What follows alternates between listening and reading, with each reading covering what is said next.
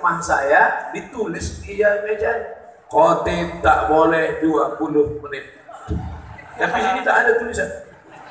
Kita baru dicabut malam tadi. Nah, jam dipasang di sana. Tapi pernah saya sholat di Masjid An-Najah namanya. Ada Masjid An-Najah. Di meja itu dipasang lampu. Ada lampu hijau, ada lampu merah. Saya sangka meja ini bekas acara MTQ. Saya tanya pengurus, Pak pengurus, ya ini lampu ini untuk apa? Nanti kalau Ustadz terlalu lama, kami pijit lampu merah.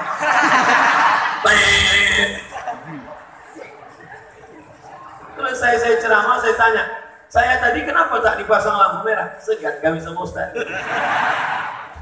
Bapak Ibu yang dimuliakan Allah, apa maknanya? Hidup ini harus ada peraturan. Karena kalau tidak orang akan kebablasan. Mesti ada adab-adabnya, ada sopan santunnya, ada tata keramanya. Ini rumah Allah, tak boleh mengangkat suara terlampau tinggi. Ustadz mengatakan tak boleh mengangkat suara. Ustadz yang melambung-lambung suaranya dari tadi. Oke, kalau gitu kita pakai suara lembut aja. Jamaah sekalian, pada subuh yang baik ini, pengajian kita bercerita tentang menghadapi sakaratul maut. Kalau Ustadz Somad bersuara menggelegar, bukan berarti dia kasar, bukan berarti dia radikal, bukan berarti suaranya keras, bukan berarti dia Ustadz yang temperamen, tapi suara keras itu untuk mengusir setan. Ini subuh, malam tadi banyak yang tak tidur karena zikir dan iktikaf. Ditambah pula hujan rintik-rintik. Dulu setan katanya membawa kipas. Nina bobo, itu setan dulu, setan zaman jadul. Sekarang setan milenial, dibawanya AC. Itu maka suara itu menggelegar.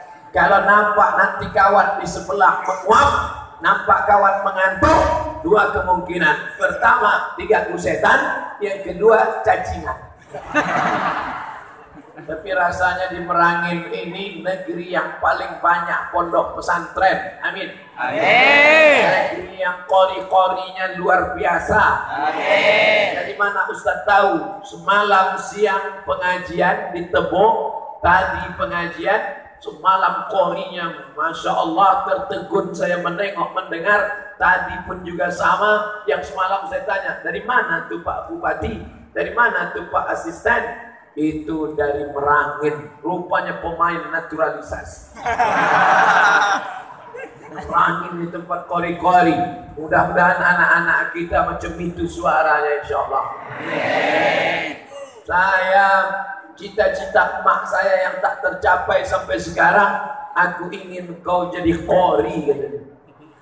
Mak, aku ni LCMA, aku ingin kau jadi qori. Aku udah ceramah mak sampai ke Papua, aku ingin kau jadi qori. Makanya kalau menengok qori yang mantap-mantap tuh meleleh air mata. Kenapa? Cita-cita emak tak sampai. Saya coba di depan dia. A'udzubillahi minasyaitonirrajim. Bismillahirrahmanirrahim. Tak macam qori. Tak apa-apa mak, aku memang tak qori, tapi anakku nanti mesti jadi qori. Amin. Begitu kita bercita-cita, aku tak pandai, aku bodoh, aku tak bisa mengaji, anakku mesti hafal Quran. Gitu. Ini bapak-bapak sekarang enggak. Bapak gimana anaknya? Aku bodoh Pak Ustaz. Anakku mesti lebih bodoh dari aku. Jangan sampai bawa mereka ke masjid, bawa mereka sholat berjamaah. Man sholat subha fi jama'atin. Siapa yang sholat subuh berjamaah, faka'annama shallai laila kullah, dapat pahala macam sholat sepanjang malam. Kita tak sanggup sholat sepanjang malam. Mana sanggup kita sholat dari Isya sampai subuh? Tapi sahabat Nabi sholat dari Isya sampai subuh. Siapa namanya? Siapa dia? Qatadah bin Nu'man. Siapa namanya? Qatadah bin Nu'man.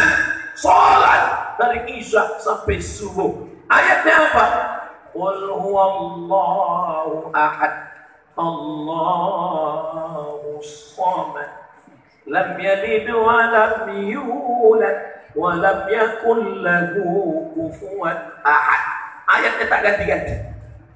Itu aja terus dia baca sampai subuh. Dilaporkan ke Nabi, ya Rasulullah, ya ada sahabat. Siapa dia? Qatadah bin Nu'man. Kenapa dia?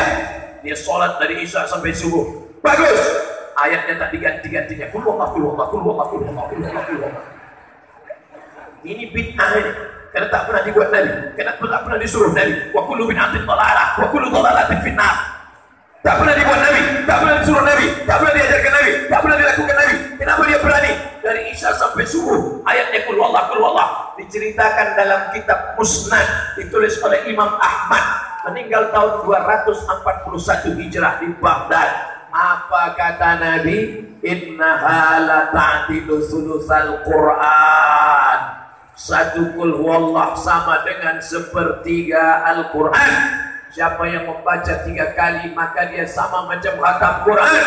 Maka si Qatadah bin Nu'man yang dari Isya sampai subuh, dia sudah menghatamkan beberapa kali Quran dalam sholat malamnya. Inilah dalil yang selama ini dicari oleh bapak-bapak dan ibu. Makanya nanti kalau ada imam, mana tahu ibu sholat tahajud malam sama bapak, Bismillahirrahmanirrahim, qul huwallahu ahad. Abang kenapa ayat tak ganti-ganti? Aku hafal yang lain Adinda, tapi qul huwallahu ini sepertiga Al-Quran. Bukan aku tak hafal, mati memang bukan lain katanya. Maka dalam qul huwallahu ada pula seorang sahabat, setiap sholat baca ayat, sebelum baca ayat panjang qul huwallahu dulu.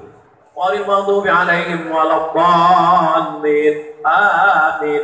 Qul huwallahu ahad, Allahus samad, lam yalid wa lam yulad wa lam yakul lahu kufuwan ahad. Nanti rakaat kedua begitu lagi. Baca qul huwallahu baru ayat panjang, dilaporkan ke Nabi. Ya Rasulullah, ya ini ada imam. Kenapa imamnya? Aneh imam ini. Apa anehnya? Sebelum baca ayat panjang dibacanya qul huwallah dulu. Rakaat kedua begitu juga dibuatnya. Ini bid'ah ini, perbuatan tak baik. Siapa yang mengajarkan? Panggil. Ditanya Nabi.